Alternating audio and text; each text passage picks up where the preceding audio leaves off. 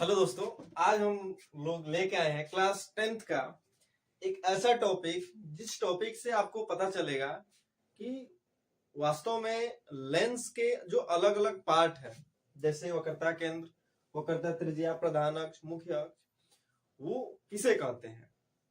जब इन टॉपिक को आप पढ़ लीजिएगा तभी आप लेंस में क्या क्या प्रतिबिंब कैसे बनता है, किस पोजीशन पे बनता है, ये सब आपको समझ में आएगा। इसलिए उस प्रतिबिंब को बनाने के लिए सबसे पहले इन सारे टॉपिक को पढ़ना पड़ेगा। देखिए, दर्पण में आप पढ़े थे ना, दर्पण में ये सारी चीजें आपको मिलेगा प्रकाशीय केंद्र छोड़ के, क्योंकि प्रकाशीय केंद्र की जगह पे वहां पे ध्रुव था। दर्पण में प्रकाशीय केंद्र की जगह पे ध्रुव था, लेकिन लेंस में उसी को प्रकाशीय केंद्र बताया गया। अभी हम लोग आगे पढ़ेंगे, बारी बारी से सबका परिभाषा आज करने वाले हैं, इसलिए वीडियो में ध्यान से आप लगे रहिए और ध्यान से समझिए। चलिए, पहला टॉपिक हम लोग समझते हैं वक्रता केंद्र। किसका वक्रता केंद्र? लेंस का, यानी सेंटर ऑफ कर्वेचर। वक्रता केंद्र किसे कहते हैं? तो सेम डिफिनेशन अगर आप दर्पण का वक्रता केंद्र अगर आप याद कीजिएगा तो दर्पण का वक्रता केंद्र हम लोग किसे कहते हैं? तो दर्पण जिस गोले का भाग होता था, है ना, जिस खोखले गोले का भाग होता था, उस खोखले गोले के केंद्र को हम लोग वक्रता केंद्र कहते थे। सेम चीज इसी प्रकार से लेंस में भी वक्रता केंद्र। देखिए, डिफिनेशन सबका सेम सेम मिलेगा आपको, बस फिगर में पोजीशन यानी वक्रता केंद्र कहां पे है ये चेंज हो जाएगा।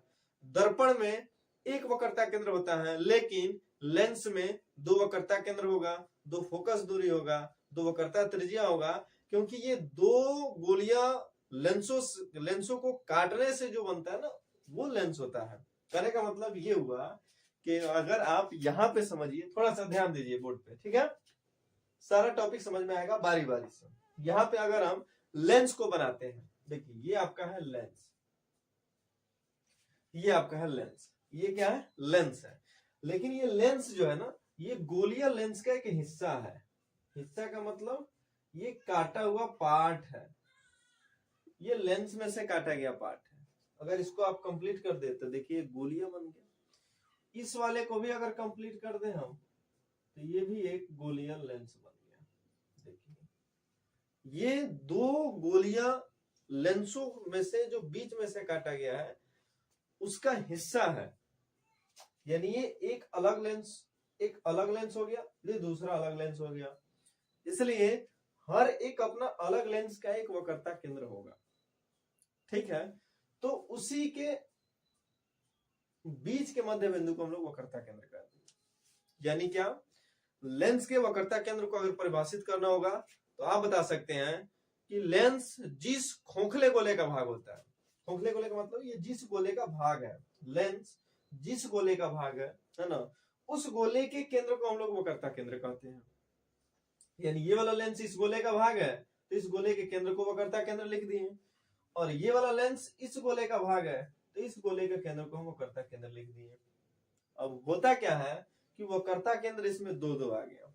बच्चे कंफ्यूज हो जाते हैं, कंफ्यूज होने की कोई आवश्यकता नहीं है, क्योंकि लेंस जब दो पार्टों से मिलकर बना है तो दो को वक्रता केंद्र होगा, जाहिर सी बात है उसमें, है कि नहीं। तो पहला जो लेंस का वक्रता केंद्र होता है उसको C1 लिख देते हैं, क्योंकि वक्रता केंद्र को C से सूचित किया जाता है, और दूसरा जो वक्रता केंद्र होता है इसको लिख लेते हैं C2, ठीक है। तो ये हो गया लेंसों का वक्रता केंद्र, कि लेंस जिस गोले का भाग होता है उस गोले के केंद्र को, केंद्र का मतलब बीच का जो बिंदु होता है, बीच का पॉइंट होता है, उस गोले के केंद्र को हम लोग कहते हैं वक्रता केंद्र। सेम डिफिनेशन दर्पण के जैसा। तो जो बच्चे दर्पण पढ़े हैं उनको समझने में कोई दिक्कत नहीं है, जो डायरेक्ट लेंस पढ़ रहे हैं हो सकता है उनको थोड़ा सा परेशानी होगी, तो हम जितना हो सके उतना आपको समझा रहे हैं। अगर आपको कोई दिक्कत हो तो आप कमेंट भी कर सकते हैं। चलिए, दूसरा टॉपिक यहाँ पे है हमारा वक्रता त्रिज्या। ये तो क्लियर हो गया, वक्रता त्रिज्या यानी सेंटर ऑफ कर्वेचर। तो त्रिज्या का नाम सुनते ही हमारे दिमाग में ये आ रहा है कि कहीं ना कहीं ये वृत्त का पार्ट है, क्योंकि वृत्त में त्रिज्या होता है। तो त्रिज्या कहां से वृत्त में मेजर किया जाता है? तो वृत्त जो होता है, वृत्त का जो हिस्सा होता है उस वृत्त के केंद्र से लेके, है कि नहीं, और उसके सतह के किसी भी बीच के दूरी तक की दूरी को हम लोग वक्रता त्रिज्या कहते हैं। ये हम लोग पढ़े हैं, वृत्त हम लोग 9th क्लास मैथ में भी पढ़े हैं, 10th में मैथ में पढ़ने को मिलेगा 10 चैप्टर में, है ना। तो वृत्त में त्रिज्या क्या होती है? तो वृत्त का जो सेंटर होता है वहां से लेके और वृत्त के कहीं भी सरफेस के किसी भी पॉइंट से बीच का जो दूरी होता है उन दूरी को हम लोग कहते हैं वक्रता, सॉरी त्रिज्या, केवल त्रिज्या। लेकिन वही त्रिज्या इसमें वक्रता त्रिज्या बन जाती है। कैसे? जैसे ये एक गोलीय लेंस हो गया, तो इस गोलीय लेंस का ये हो गया आपका वक्रता केंद्र, जिसको हम यहाँ पे C1 लिखे हैं। तो C1 से लेके, है ना, और इसके कहीं भी किसी सतह के, जैसे मान लीजिए ये एक लेंस है, ये वाला लेंस है ना, तो इसके सतह के किसी भी पॉइंट पे आप जा सकते हैं। मान लीजिए यहाँ पे अगर हम आते हैं तो यहाँ से और यहाँ तक के बीच की दूरी को हम लोग वक्रता त्रिज्या कह सकते हैं, जिसको R1 कह सकते हैं। वक्रता त्रिज्या R1 हो गया, क्योंकि पहले वाले लेंस की वक्रता त्रिज्या है। लेंस तो इसमें दो है, उधर भी एक जाते हैं, तो उधर भी केंद्र से लेके और सरफेस के किसी भी पॉइंट के बीच की दूरी तक की हम लोग वक्रता त्रिज्या कहते हैं। यानी क्या मतलब हुआ कि हो गया आपका वक्रता त्रिज्या। एक चीज और इसमें ध्यान देना है कि दोनों वक्रता त्रिज्याएं आपस में बराबर हो ये कोई जरूरी नहीं है। ये दोनों का लेंस, दोनों का सॉरी डिस्टेंस अलग अलग हो सकता है, क्योंकि ये लेंस बड़ा भी हो सकता है, छोटा भी हो सकता है, इसलिए वक्रता त्रिज्याएं बड़ी भी हो सकती हैं और छोटी भी हो सकती हैं। एक चीज और आपको ध्यान देना है कि जो भी इसमें डिस्टेंस होता है, दूरी होती है, उसको हमेशा प्रकाशीय केंद्र से मेजर किया जाता है। प्रकाशीय केंद्र अभी आगे हम आपको बताने वाले हैं प्रकाशीय केंद्र होता है। तब तक आप इसको समझिए। यहां तक अगर कोई दिक्कत है तो आप हमसे बताइए। ये आपका हो गया वक्रता त्रिज्या, हम लोग पढ़ लिए वक्रता केंद्र। तो वक्रता त्रिज्या समझ में आ गया कि जो सतह होता है, सतह लेंस का, उसको हम लोग कहते हैं वक्रता त्रिज्या, सॉरी सतह और केंद्र के बीच की दूरी को वक्रता त्रिज्या कहते हैं। ये हमारा हो गया वक्रता त्रिज्या। वक्रता त्रिज्या यहाँ तक अगर कोई दिक्कत हो तो आप बोलिए, फिर हम लोग आगे अभी पढ़ने वाले हैं। चलिए आगे, ये हो गया आपका वक्रता त्रिज्या, यानी लेंस के सतह, डिफिनेशन भी इसका बना सकते हैं, लेंस के सतह और वक्रता केंद्र के बीच की दूरी को हम लोग कहते हैं वक्रता त्रिज्या। नोट्स भी बना सकते हैं इसको। नोट्स अगर आप चाहते हैं ये नोट्स आपको प्रोवाइड किया जाए हर एक टॉपिक का लाइन बाय लाइन, तो आप मेरे टेलीग्राम चैनल से जुड़िए, ज्ञान एंड मस्ती के नाम से वो भी है, और वहां पे मैसेज कीजिए, आपको नोट्स प्रोवाइड किया जाएगा। यहाँ पे ये क्या हुआ कि ये तो केवल समझे वक्रता त्रिज्या होता क्या। अगर इसका परिभाषा लिखना हो तो कैसे लिखिएगा, धीरे धीरे समझा रहे हैं, समझिए। लेंस के केंद्र, ये लेंस का केंद्र है C1, और लेंस के सतह के बीच की दूरी को वक्रता त्रिज्या कहते हैं। तो ये आपका वक्रता त्रिज्या हो गया। हाँ, एक चीज और इसमें ध्यान देना है, ये चीज कि ये जो त्रिज्या है वो इसमें नहीं आगे प्रवेश करेगा, ध्यान देना। ये होता है प्रकाशीय केंद्र। तो प्रकाशीय केंद्र क्या होता है बाबू? तो ये जो व्यास होता है ना लेंस का, इसके बीच के ही बिंदु को हम लोग प्रकाशीय केंद्र कहते हैं। तो यहां तक की दूरी ही त्रिज्या बनेगी, इससे आगे नहीं। ये चीज ध्यान देना है आपको, यहां तक की दूरी ही त्रिज्या बनेगी, क्योंकि सारी दूरियां प्रकाशीय केंद्र से मेजर किया जाता है। तो प्रकाशीय केंद्र के उधर नहीं जा सकती है। अगर उधर जाएंगी तो वो त्रिज्या हो जाएगा दूसरे लेंस का, R2 हो जाएगा, दूसरे लेंस की त्रिज्या बन जाएगी। ठीक है। हाँ, इधर आप इधर बढ़ा सकते हैं R1, इसको आप सतह पे ले जा सकते हैं, लेकिन इसकी आवश्यकता नहीं पड़ती है। तो ये वक्रता त्रिज्या हुआ। वक्रता त्रिज्या का डेफिनेशन एक बार और सुनिए, नोट्स बना रहे हैं तो लिख सकते हैं कि लेंस के केंद्र यानी वक्रता केंद्र तथा लेंस के सतह के बीच की दूरी को वक्रता त्रिज्या कहते हैं, या लेंस के प्रकाशीय केंद्र तथा लेंस के केंद्र के बीच की दूरी को वक्रता त्रिज्या कहते हैं। तो वक्रता त्रिज्या केवल ये लेंस में पढ़ रहे हैं ना, लेंस में, उत्तल लेंस में नहीं, लेंस में। तो लेंस के दो प्रकार हैं, तो ये चीज आपको उत्तल में भी मिलेगा, अवतल में भी मिलेगा। अगर अवतल लेंस यहाँ पे बनाना चाहें तो ऐसे बना सकते हैं, ये अवतल लेंस है। या फिर अगर इधर नहीं दिख रहा है, थोड़ा सा यहाँ पे हम बना दे रहे हैं, यहाँ पे देखिए, ये आपका हो गया अवतल लेंस, ये अवतल लेंस हो गया। अगर इसको भी आप कंप्लीट करना चाहें तो ये गोलियां, और इसको भी आप कंप्लीट करना चाहें तो ये गोलियां हो गया। तो यहां भी इसका वक्रता केंद्र होगा C1, इसका वक्रता केंद्र होगा यहाँ पे C2। तो अगर इसकी वक्रता त्रिज्या हमको निकालनी होगी तो क्या करेंगे, लेंस के सतह यहाँ पे आ जाएंगे, ये आपका R1, ये हो जाएगा आपका R2। लेंस के सतह के बीच की दूरी का R1 R2 हो गया, है कि नहीं। इसको आप यहां तक माप सकते हैं R1, R2। तो वक्रता केंद्र हो गया कि लेंस के केंद्र तथा लेंस के सतह के बीच की दूरी को वक्रता त्रिज्या कहते हैं। ये दूसरा टॉपिक था। तीसरा हमारा है प्रधान अक्ष। प्रधान अक्ष एकदम आसान टॉपिक है। अक्ष का मतलब होता है एक्सिस, एक्सिस, एक्सिस। तो प्रधान अक्ष क्या होता है? तो प्रधान अक्ष का मतलब ये हुआ कि जो लेंस का केंद्र होता है, लेंस का केंद्र, कितना केंद्र होता है बाबू लेंस का? उत्तल और अवतल लेंस का 2 केंद्र। कौन कौन? C1 और C2, 2 केंद्र होता है। C1 और C2 ये लेंस के दोनों केंद्र हैं। तो लेंस के दोनों केंद्रों को जोड़ने वाली जो रेखा होती है, जो दोनों केंद्रों को मिला देती है, उसको हम लोग कहते हैं वक्रता केंद्र। देखिए ये आपका C1, अगर यहाँ पे लाइन होता है तो ये आपका होता है प्रकाशीय केंद्र। तो C1 OC2 ये आपका हो गया प्रधान अक्ष। प्रधान अक्ष किसे कहते हैं बाबू? तो लेंस के 2 केंद्रों को मिलाने वाली रेखा प्रधान अक्ष कहलाती है, जो प्रकाशीय केंद्र से होकर जाए। क्या से होके जाए? प्रकाशीय केंद्र से होके जाए, प्रकाशीय केंद्र से होके जाए। प्रकाशीय केंद्र ये अभी पढ़ाया नहीं है, आगे वही पढ़ने वाले हैं हम लोग। प्रकाशीय केंद्र से होके जाए, इधर उधर से नहीं होके जाएगा। इधर उधर से होके जाएगा तो प्रकाशीय केंद्र पे होगा ही नहीं। नीचे कर दीजिएगा, यहाँ से भेजिएगा, प्रकाशीय केंद्र तो यहाँ पे होगा ही नहीं, क्योंकि वृत्त के जो व्यास होता है ना, उसी का बीच का बिंदु प्रकाशीय केंद्र होता है। तो इसलिए जब प्रधान अक्ष हम लोग खींचते हैं तो हमेशा पहले लेंस के केंद्र से और आगे बढ़ते हुए प्रकाशीय केंद्र से, और उसके आगे जब जाता है तो दूसरे लेंस का केंद्र, जब तीनों को मिलाती है जो रेखा, उसको हम लोग कहते हैं प्रधान अक्ष। यानी प्रधान अक्ष का डिफिनेशन आया समझ में कि प्रधान अक्ष एक ऐसा अक्ष है जो लेंस के दोनों केंद्रों को मिलाती है। अगला टॉपिक ध्यान से समझिए। चौथा टॉपिक है हमारा मुख्य फोकस। तो मुख्य फोकस क्या होता है ये समझिए थोड़ा सा।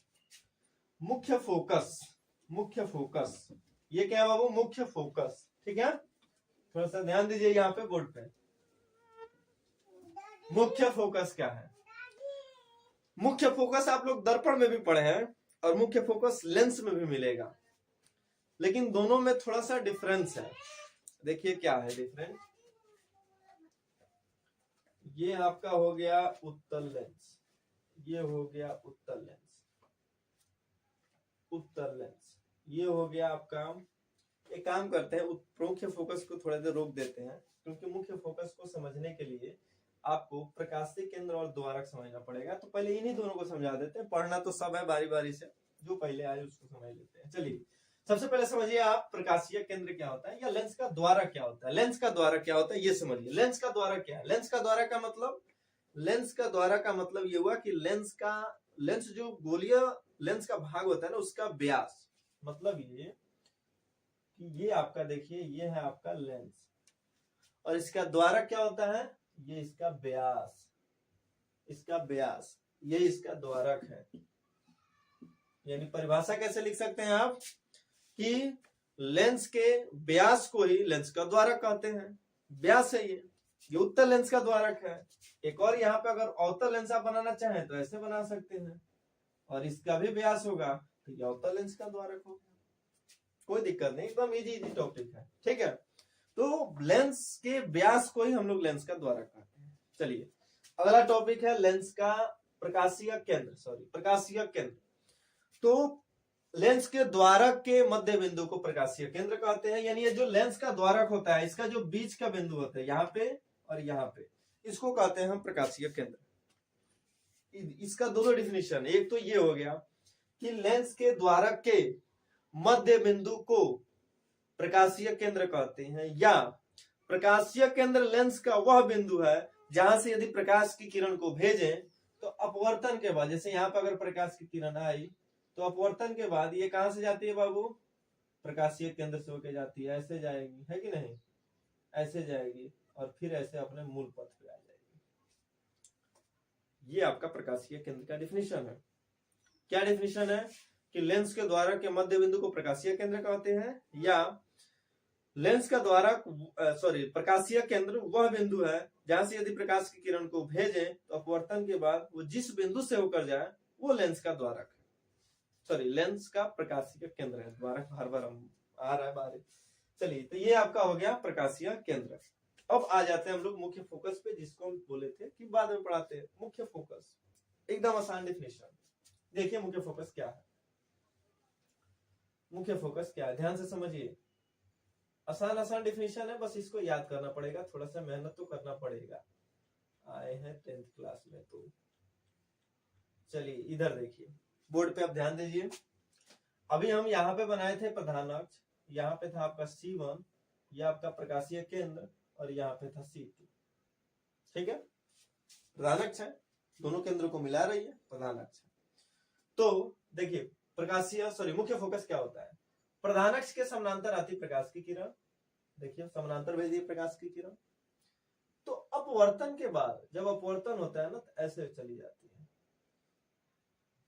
अपवर्तन के बाद ये अपवर्तन हो रहा है प्रकाश की किरण का, यहाँ पे अपवर्तन होगी ये, तो ये तो केंद्र से होके नहीं जाती है, थोड़ा सा अपवर्तन के बाद अपवर्तन हो रहा है, जिस बिंदु से होके जाती है उसी को हम लोग कहते हैं मुख्य फोकस। आया समझ में, मुख्य फोकस क्या है, तो प्रधानक्ष के समानांतर, लेंस में प्रधानक्ष के समानांतर आती प्रकाश की किरणें अपवर्तन के बाद जिस बिंदु पे आके कटती है या जिस बिंदु पे संश्रित हो जाती है उसी बिंदु को हम लोग कहते हैं मुख्य फोकस। देखिए ये मुख्य फोकस है, इसका दो फोकस होता है, ये F2 ले सकते हैं, और इधर से आप प्रकाश की किरण को भेज रहे हैं इस साइड से, तो इधर आपका हो जाएगा F1, सॉरी यहाँ पे हो जाएगा F1। दोनों तरफ फोकस होता है, जो जो टॉपिक होगा दोनों तरफ होगा, वक्रता के अंदर इधर भी होगा इधर भी होगा, मुख्य फोकस इधर भी होगा इधर भी होगा, वक्रता त्रिज्या इधर भी होगा इधर भी होगा।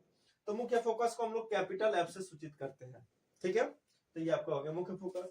इसमें भी यदि आप प्रकाश की किरण को भेजते हैं तो पहले आपको प्रधान अक्ष बनाना पड़ेगा, ये आपका C1, ये आपका C2। अगर प्रकाश की किरण प्रधान अक्ष के समानांतर जाती है तो अपवर्तन के बाद हमको पता है कि इसमें फैला देता है, ये प्रकाश की किरण ये फैल जाती है, ऐसे फैल जाती है। ठीक है, क्योंकि ये कौन सा लेंस है, ये है प्रकाश किरण को फैलाता है, तो अभिसारी है कि नहीं, सॉरी अपसारी। देखिए यहाँ पे प्रकाश किरण ऐसे गई, ऐसे बाहर की तरफ फैल गई, ये ऐसे गई, ऐसे बाहर की तरफ क्या हो गई, फैल गई। ठीक है, प्रकाश किरण जब फैल गई तो इसको हम डॉट डॉट लाइन से मिलाते हैं,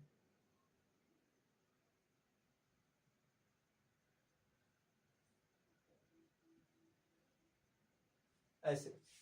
ये इसका काल्पनिक प्रकाश की किरणें हैं, वास्तविक प्रकाश किरणें तो फैल गई। ये काल्पनिक प्रकाश किरणों को हम आगे की तरफ बढ़ा के जब मिला दिए है ना, तो ये एक बिंदु पे आके संश्रित हो गई ऐसे, तो इस बिंदु को हम लोग क्या कहते हैं बाबू, मुख्य फोकस।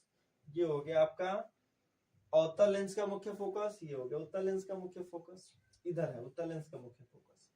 तो ये सामने बना है, देख रहे हैं ना, या ये वास्तविक रेखाओं के कटाव बिंदु से बनता है, इसलिए उत्तल लेंस का मुख्य फोकस वास्तविक होता है। ध्यान, इंपोर्टेंट टर्म, उत्तल लेंस का मुख्य फोकस वास्तविक, अवतल लेंस का मुख्य फोकस काल्पनिक, क्योंकि ये काल्पनिक रेखाओं के कटाव बिंदु से बनता है। ठीक है, अब क्या है, तो प्रकाशीय केंद्र और मुख्य फोकस के बीच की दूरी को फोकस दूरी कहते हैं। एकदम आसान डिफिनेशन। प्रकाशीय केंद्र यहाँ पे अगर एक और फोकस होता, अगर प्रकाश किरण को ऐसे भेजे रहते हैं तो मुख्य फोकस यहाँ पे आता है, तो मुख्य फोकस और प्रकाशीय केंद्र के बीच की दूरी को फोकस दूरी कहते हैं, और इसको स्मॉल f से सूचित किया जाता है। तो ये था आपका लेंस से संबंधित ये इंपोर्टेंट टर्म जो आपको प्रतिबिंब निर्धारण करने में मदद करेंगे। तो आज के लिए बस इतना ही। नेक्स्ट लेक्चर में हम प्रतिबिंब का निर्माण करेंगे कि वस्तु को कहां पे रखेंगे तो प्रतिबिंब कहां पे बनेगा। चलिए, बेस्ट ऑफ लक।